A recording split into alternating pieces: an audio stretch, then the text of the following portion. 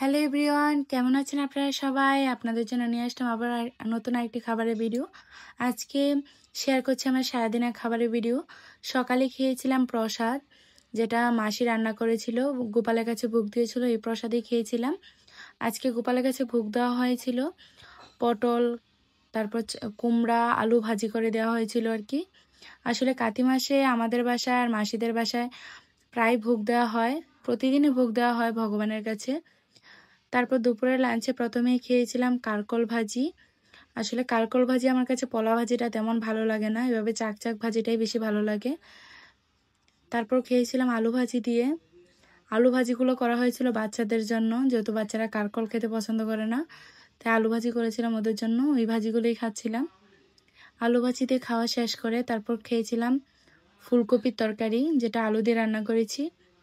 এই সময় তো ফুলকপি খুবই ভালো লাগে, যেহেতু এখন ফুলকপি খুবই কম পাওয়া যায়, তাই মনে হয় এখন বেশি ভালো লাগে। আর শীতের সিজনে তো আমাদের বাসায় ফুলকপি খেতে খেতে কোনো হুঁশই থাকে না, মানে প্রত্যেক দিনই দেখা যায় আমাদের বাসায় ফুলকপি আনা হয়।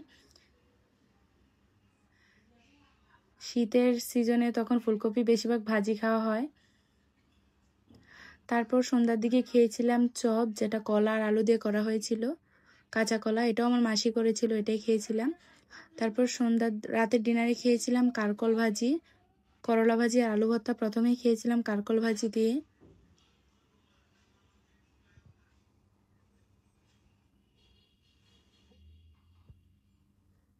কারকল ভাজির সাথে কাঁচামরিচ মেখে খেয়েছিলাম, এভাবে খেতে আমার খুবই ভালো লাগে। তারপর খেয়েছিলাম করলা ভাজি দিয়ে। করলা ভাজি আমার কাছে তেমন ভালো লাগে না, যেহেতু একটু তিতা তিতা লাগে, তাই আর কি। তো দেখা যায় খাওয়া হয়, বাসায় করলে তো খাওয়া হবেই, তাই খাই আর কি মাঝে মধ্যে। করলা ভাজির সাথেও কাঁচামরিচ মেখে খেয়েছিলাম। আর আজকে কাঁচামরিচগুলো খুবই ঝাল ছিল, খেতেও অনেক ভালো লাগছিল। তারপর খেয়েছিলাম আলু ভর্তা দিয়ে। আলু ভর্তাটা খুবই সিম্পলভাবে করা হয়েছিল, খেতে খুবই ভালো লাগে।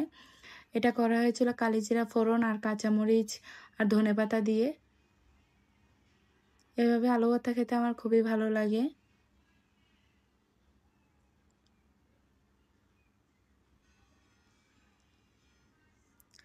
আলু ভর্তা দিয়ে খাওয়া শেষ হয়ে গেলে এবার তরকারি নিয়েছিলাম, দুপুরে ফুলকপির তরকারিটাই ছিল।